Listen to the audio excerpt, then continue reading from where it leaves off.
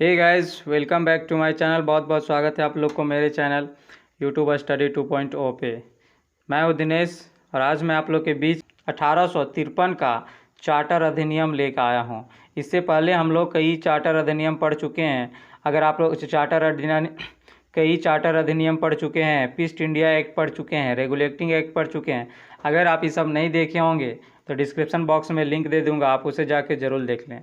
तो चलते हैं, क्लास को स्टार्ट करते हैं। क्या बोल रखा है कि 1793 से 1853 के दौरान ब्रिटिश संसद द्वारा पारित किए गए चार्टर अधिनियम की श्रृंखला में यह अंतिम अधिनियम था।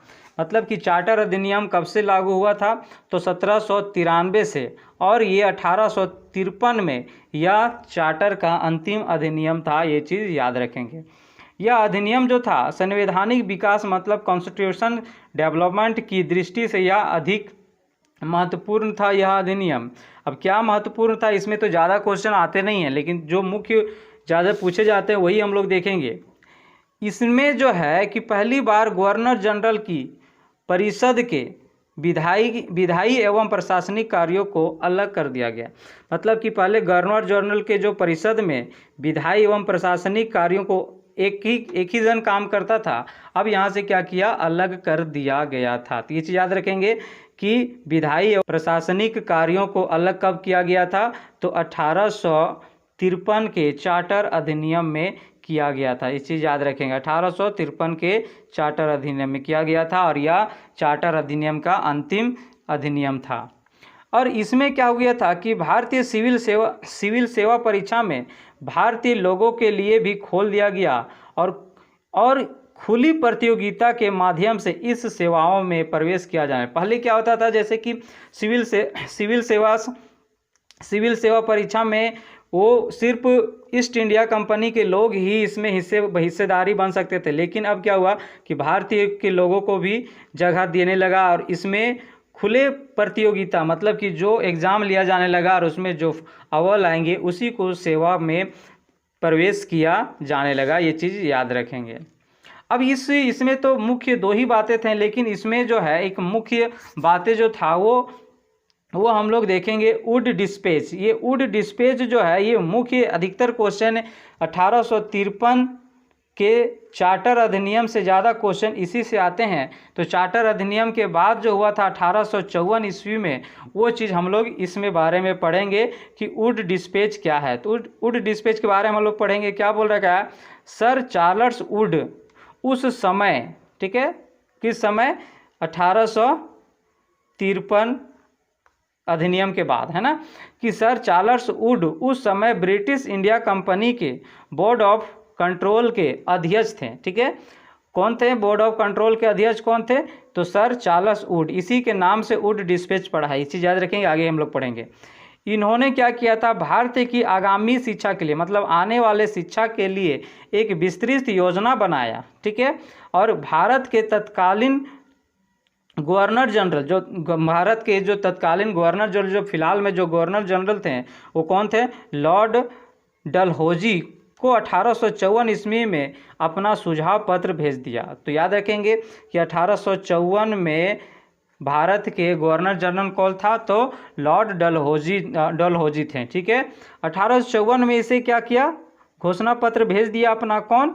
सर चार्ल्स वुड ने। ठीक है, अब क्या किया कि इसमें क्या क्या मांग किया गया था, तो उसके बारे में हम लोग पढ़ेंगे। इस घोषणा पत्र को क्या किया, वुड घोषणा पत्र या वुड डिस्पैच का नाम दिया गया और इसे भारतीय शिक्षा का मैग्ना कार्टा भी कहा जाता है। ये चीज़ याद रखेंगे, इसका कई प्रकार का नाम दिया जाएगा। कहीं पे आपका वुड का घोषणा पत्र लिखा रहेगा, कहीं वुड डिस्पैच लिखा रहेगा और कहीं मैग्ना कार्टा भी लिखा रहेगा। मैग्ना कार्टा, अच्छा से देख लो, मैग्ना कार्टा। ठीक है, इसे भारतीय की शिक्षा का मैग्ना कार्टा भी कहा जाता है। ये चीज़ याद रखेंगे। तो इसको 3 नामों से जाना गया है। अब इस घोषणा पत्र का मुख्य उद्देश्य जो था क्या था उसके बारे में हम लोग देखें। क्या बोल रखा है कि इस घोषणा पत्र के मुख्य बिंदु निम्न है।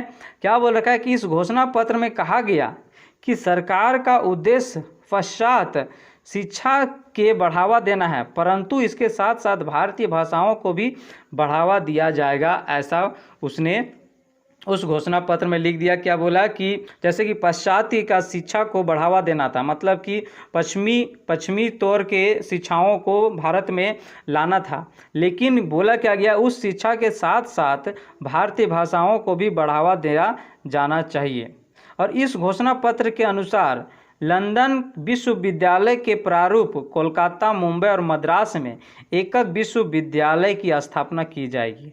मतलब बोला गया कि लंदन के विश्वविद्यालय के प्रारूप, मतलब उसी के अंतर्गत कोलकाता, मुंबई और मद्रास में भी एकक विश्वविद्यालय की स्थापना होनी चाहिए। और क्या बोला, उच्च शिक्षा का माध्यम अंग्रेजी ही हो, परंतु देसी भाषा को भी प्रोत्साहित किया जाना चाहिए। तो उच्च शिक्षा मतलब कि विश्वविद्यालय में जाए तो उस शिक्षा, जैसे कि ग्रेजुएशन वगैरह के में इंग्लिश भाषा को ही रखा, लेकिन निम्न शिक्षा मतलब कि 10th 12th ये सब में क्या किया कि लोकल भाषा मतलब हमारा देसी भाषा को ही रखने का प्रोत्साहित किया इसमें।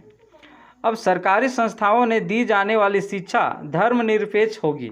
अब बोला कि जो सरकारी संस्था में जो शिक्षा दी जाएगी वो धर्म के अकॉर्डिंग, कि किस धर्म का है उसके अकॉर्डिंग शिक्षा दिया जाए।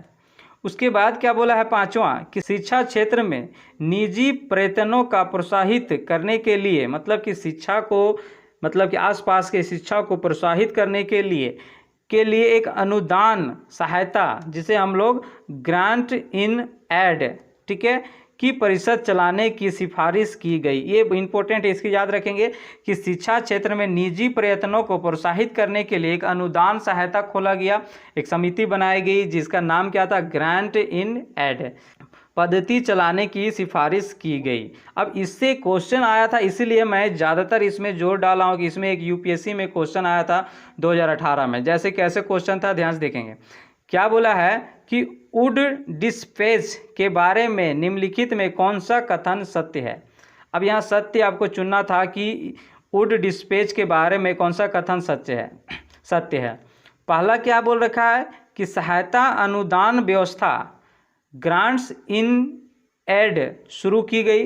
हाँ, बिल्कुल शुरू की गई। अभी बताए थे कि निजी शिक्षाओं को प्रोत्साहित करने के लिए एक अनुदान व्यवस्था की गई थी, जिसका नाम हम लोग क्या दिए थे, ग्रांट इन एड, जिसका नाम क्या था, ग्रांट इन एड की शुरुआत की गई थी। तो ये आपका बिल्कुल सही होगा। दूसरा क्या बोला कि विश्वविद्यालय की स्थापना की सिफारिश की गई, बिल्कुल की गई थी। कहाँ, मुंबई, कोलकाता और मद्रास में की गई थी। उसके बाद क्या बोला है, शिक्षा के सभी स्तरों पर शिक्षण माध्यम के रूप में अंग्रेजी की सिफारिश की गई। तो ये आपका गलत हो जाएगा, क्योंकि उच्च शिक्षा के लिए अंग्रेजी भाषा को सिफारिश की गई, लेकिन निम्न शिक्षाओं के लिए उसे देसी भाषा मतलब भारतीय भाषा को ही प्रोत्साहित करने का उद्देश्य दिया गया था। तो ये आपका गलत हो जाएगा। सभी स्तरों में नहीं, सिर्फ उच्च स्तरों में अंग्रेजी भाषा को सिफारिश किया गया था। तो आपका पहला देखो आंसर किस तरह है, केवल पहला और दूसरा सही है, तो बिल्कुल सही है, सिर्फ पहला और दूसरा सही है। तीसरा आप जहाँ जहाँ है वो सारा गलत होगा। तो आपका सही आंसर क्या हो जाएगा, फर्स्ट नंबर 1 और 2 बिल्कुल सही है। तो ये क्वेश्चन आया था यूपीएससी 2018 में ये क्वेश्चन पूछा था। तो ये चीज़ याद रखेंगे। तो मिलते हैं नेक्स्ट वीडियो में नेक्स्ट पार्ट लेके। Good bye.